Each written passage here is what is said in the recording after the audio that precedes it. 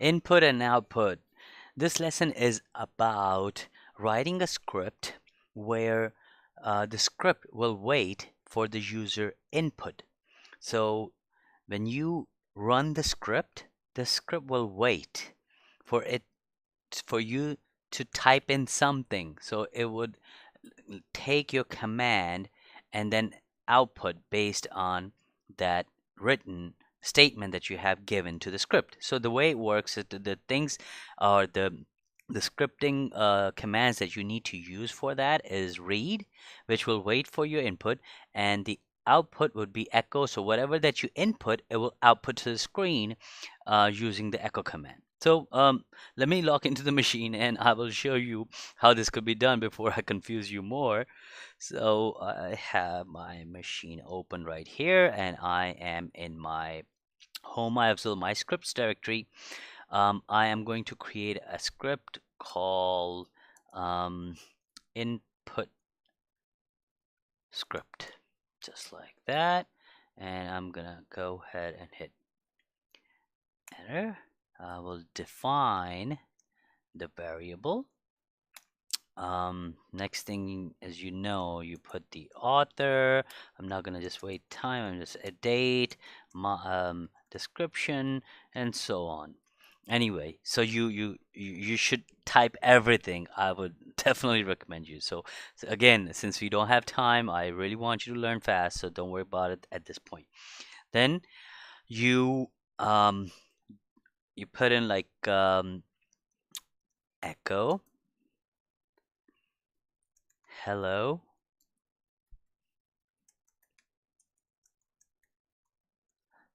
Hello,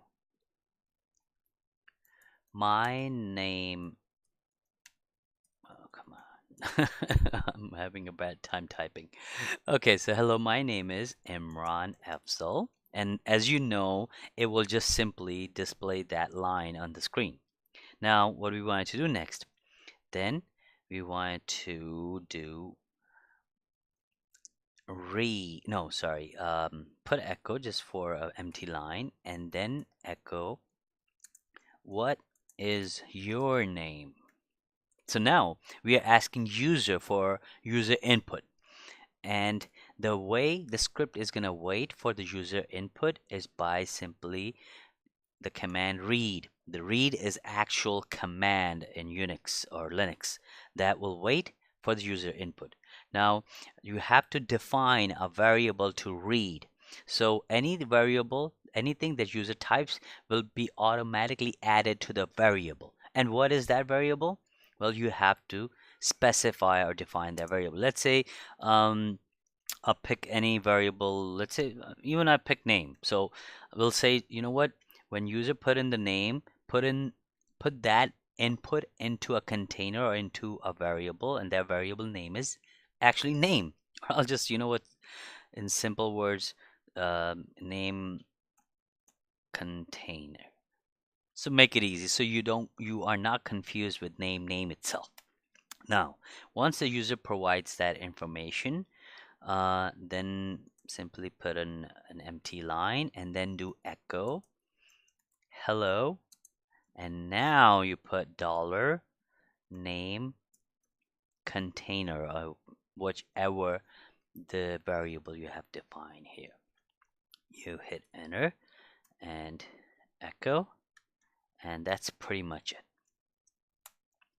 Let's give it proper permissions.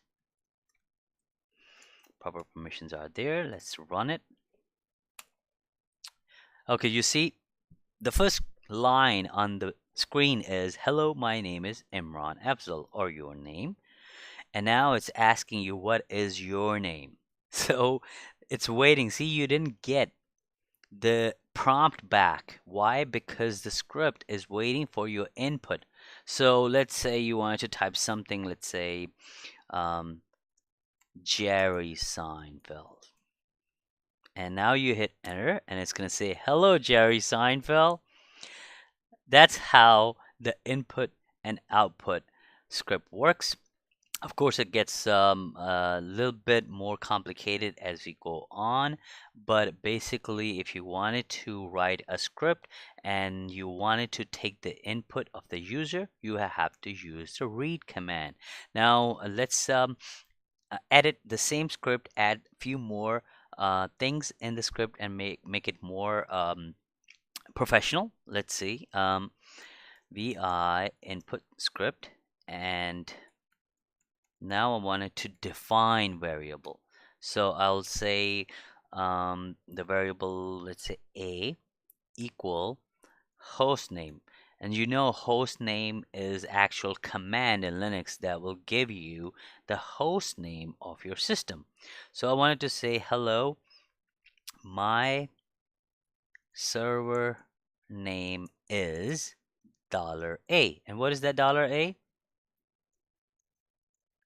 The $A is the container right here. And that container is what? Host name. That it will show you right here.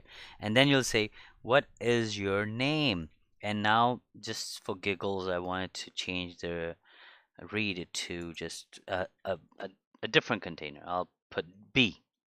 So just so clarify that do not focus on the container name. Container name could be anything. So you're asking, what is your name? And the user who's going to provide the name will be put into the container called B. Now echo hello B and bye. Okay, so now what we are doing, we are saying is that when you run the script, tell the user, hello, my server name is $A. And what is $A? Dollar is the host name. And it will print it here. And what is your name? And you will put in your name and it will output back to your name. Now, before I run it, I just want to tell you one thing. There will be error in the script. Why? Because when you define a command with a variable, you could run that variable if you only simply type $A. Then it will run it. But if you try to run that variable using like an echo command, then you have to have this ticks on the side. What are those ticks? Those ticks are right below your escape key. Those are the ticks. So you have to have those. But anyway, I want to take it out for now, just so you see that what do we get if we don't put those ticks in there. So escape, save it. Now let's run it. It says, hello, my server name is hostname.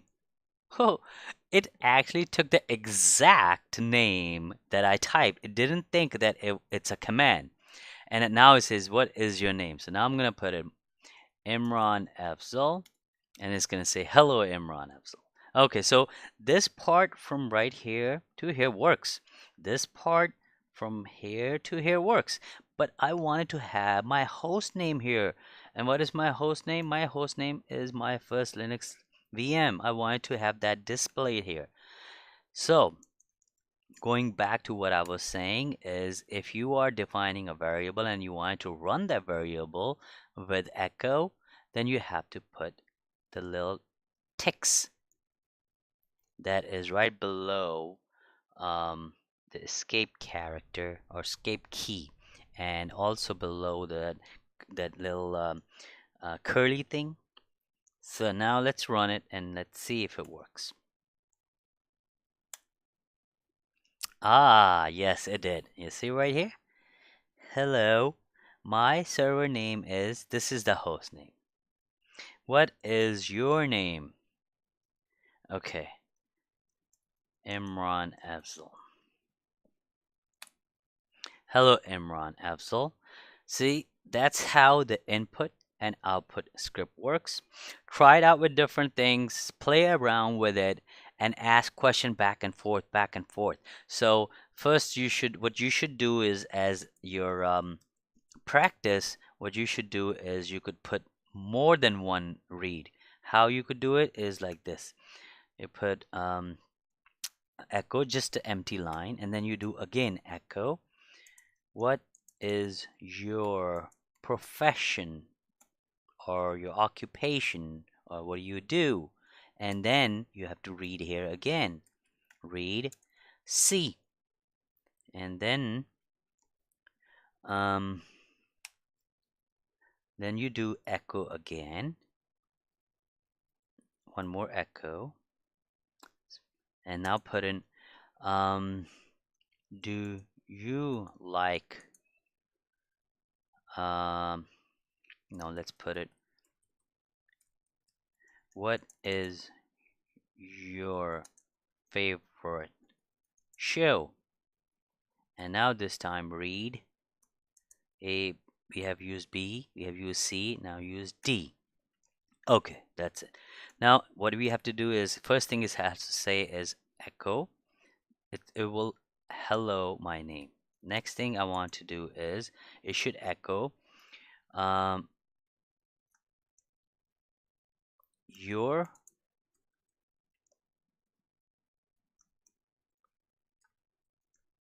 your profession, which is whatever the profession is, C, is awesome. Okay, next one. Um,